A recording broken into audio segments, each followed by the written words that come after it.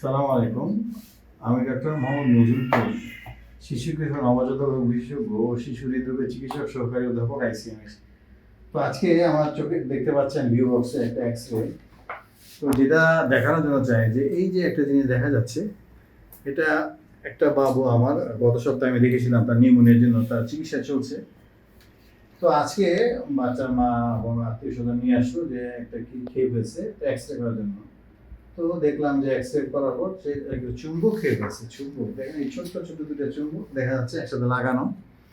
তো এই যে খেয়ে ফেললো, তো আমাদের এই যে সুন্দর বসে আছে চুপচাপ দেখা যাচ্ছে আলিফ, তার বয়স 6.5 বছর। তো 6.5 বছরের বাবু, তো এই বয়সে বাচ্চাগুলো হাতে একটু ছেলে বাবু, তো একটু চঞ্চল বেশি। তো এই জন্য আমাদের যেটা পরামর্শ থাকে যে যে সমস্ত বাবু ছোট্ট বয়সে বাবু, এগুলো এই সমস্ত বাচ্চাদের থেকে ছোট ছোট জিনিসগুলো দূরে রাখা।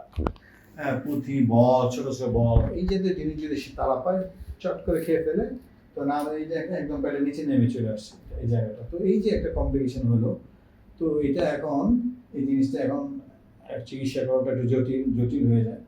তো এই জন্য আমাদের পরামর্শ থাকবে যে বাচ্চাদের নাগালের বাইরে দয়া করে ছোট ছোট জিনিস যেগুলো মুখে দিতে পারে এগুলো বাচ্চাদের দূরে রাখো।